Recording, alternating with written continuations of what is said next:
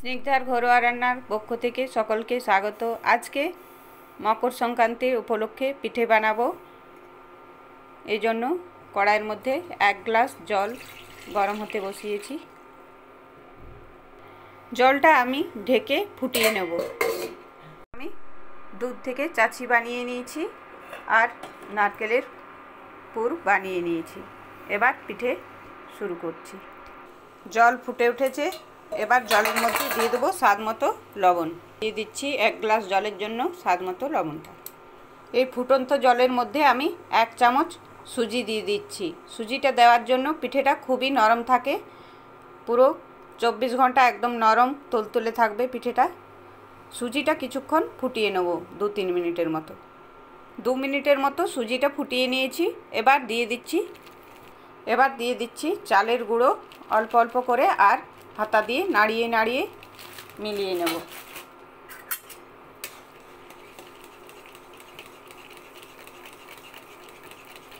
এইভাবে চালের গুঁড়োটা মাখলে পিঠে খুব নরম হয় আর খেতেও খুব ভালো হয়। এই দেখুন, এইভাবে মেখে ঘন করে নিচ্ছি। একে একে অল্প অল্প চালের গুঁড়ো দিয়ে আর হাতা দিয়ে নাড়িয়ে। এই দেখুন, চালের গুঁড়োটা মাখা হয়ে গেছে। এবার আমি নামিয়ে রেখে আর উপর থেকে ঢেকে রেখে দেব অল্প একটু ঠান্ডা হওয়ার জন্য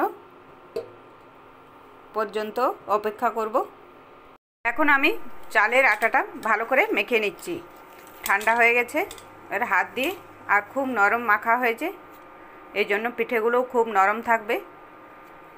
এখন আমি আটার মতো ডো বানিয়ে নিয়েছি, একদম নরম স্মুথ।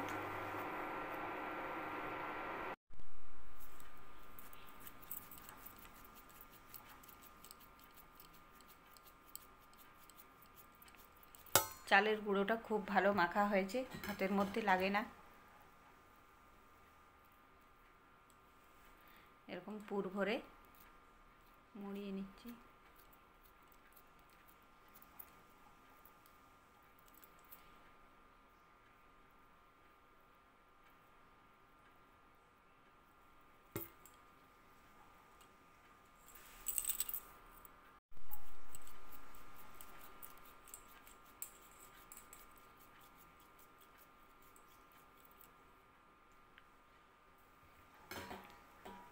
এবার চাচ্ছি দুধ থেকে বানানো, এইভাবে আস্তে আস্তে করে পিঠেটা মুড়ে নিচ্ছি।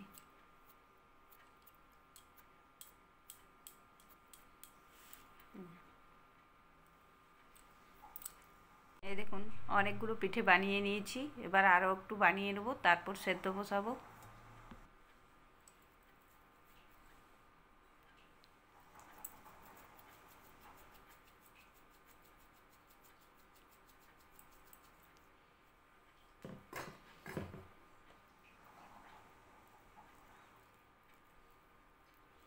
এই পিঠেটা আমি বানাবো সিঙ্গাড়ার আকারে।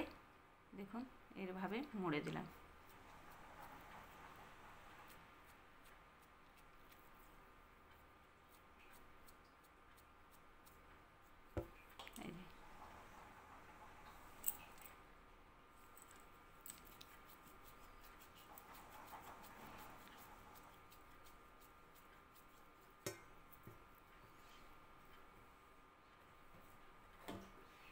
এই বাটির মধ্যে দিয়ে দিলাম চাছির পুর।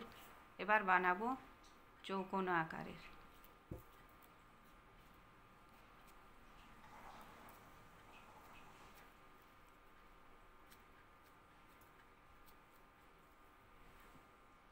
এই দেখুন, চৌকোনা আকারে বানিয়ে নিলাম।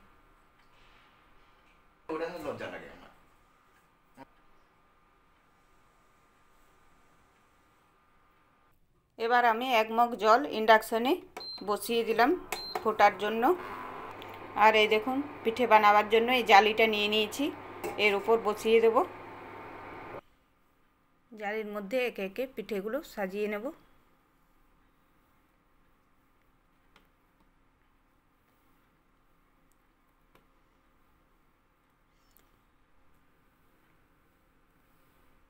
পিঠেগুলো সাজিয়ে নিয়েছি। এবার গরম জলে বসিয়ে দিচ্ছি। জল ফুটে গেছে, এবার আমি বসিয়ে দেব জালিটা। এই দেখুন বসিয়ে দিয়েছি গরম জলের মধ্যে। এবার উপর থেকে ঢেকে দেব। এবার আমি ঢাকা খুলে দেখিয়ে দিচ্ছি। দেখুন পিঠেগুলো সেদ্ধ হয়ে গেছে বলে বোঝা যাচ্ছে। এই দেখুন পিঠেগুলো সেদ্ধ হয়ে গেছে, একদম চকচক করছে ভাপের মধ্যে, আর হাতের মধ্যে কোনো কিছু লাগছে না। তাহলেই বুঝতে পারবেন যে পিঠেগুলো সেদ্ধ হয়ে গেছে। এবার আমি সেদ্ধ পিঠেগুলো প্লেটের মধ্যে ঢেলে নিচ্ছি। আবারও ফুটন্ত জলে বসিয়ে দিলাম। এবার আমি একটা পিঠে ভেঙে দেখিয়ে দিচ্ছি কত নরম হয়েছে। আর দেখুন একদম ফাটে না পিঠেগুলো। 24 ঘন্টা পর্যন্ত নরম তুলতুলে থাকবে এই পিঠে। আর খেজুর গুড় দিয়ে এই পিঠে খেতে খুব ভালো লাগে। এইভাবে আমি আজকে মকর সংক্রান্তির পিঠেগুলো বানিয়ে নিলাম।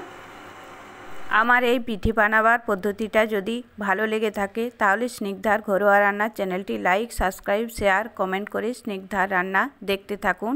সকলকে শুভ মকর সংক্রান্তি।